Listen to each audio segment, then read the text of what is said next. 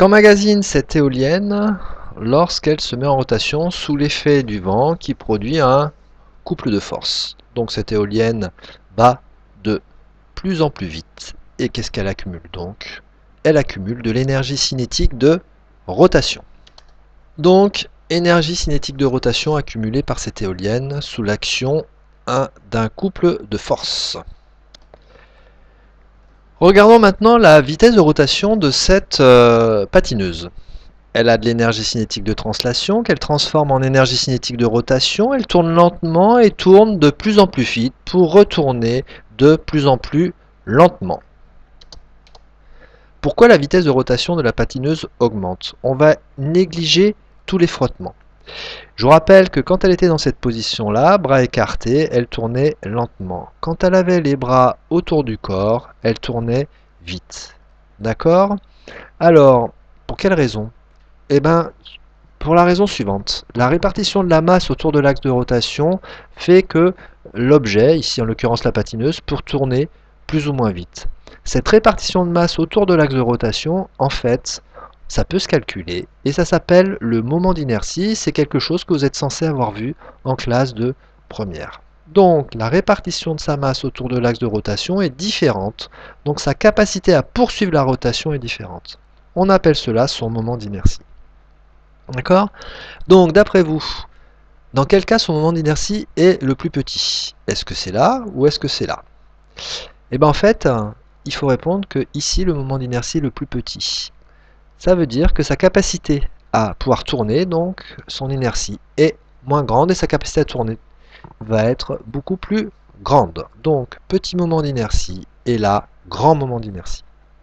On peut prendre un autre exemple. Lequel de ces mouvements est le plus difficile à faire? On va définir un axe de rotation le long ici du manche du balai.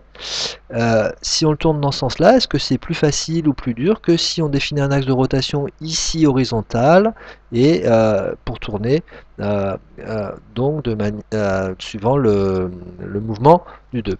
Et ben, on voit bien que c'est plus facile de tourner suivant l'axe 1 parce que sa répartition de masse est plus compacte autour de cet axe que suivant l'axe 2 où la répartition est beaucoup plus éloignée de l'axe. Donc son moment d'inertie est plus grand en 2 que en 1, pourtant sa masse ne change pas.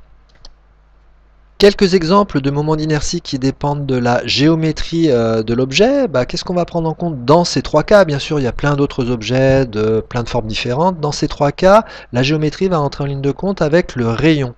Le rayon de chaque objet par rapport à l'axe de rotation qu'on note grand R, et puis on va tout simplement prendre en compte la masse de l'objet, masse du disque, masse d'une boule, d'une sphère et masse d'un cylindre.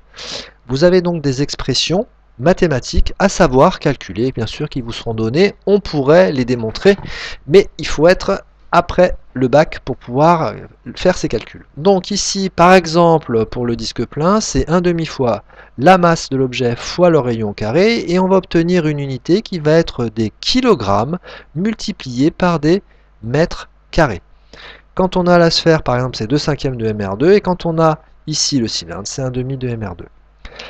Le moment d'inertie peut caractériser quoi? L'inertie à la mise en rotation, de se mettre plus ou moins facilement en rotation.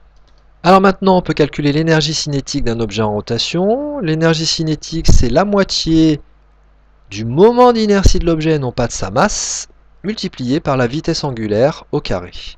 Ce moment d'inertie, on lui donne la lettre J, on peut également lui donner la lettre I. Les unités sont les suivantes: le joule pour l'énergie cinétique, le moment d'inertie des kilogrammes mètres au carré que vous pourrez calculer ou qui sera donné, et ici la vitesse angulaire des radians par seconde. Vous pouvez vous entraîner à calculer un moment d'inertie, on le fera en cours. De moment d'inertie, excusez-moi, vous pouvez vous entraîner en calculant l'énergie cinétique d'un rotor de moment d'inertie de 1,2 kg/m², de vitesse de rotation 420 tours par minute. Voilà pour l'énergie cinétique en rotation.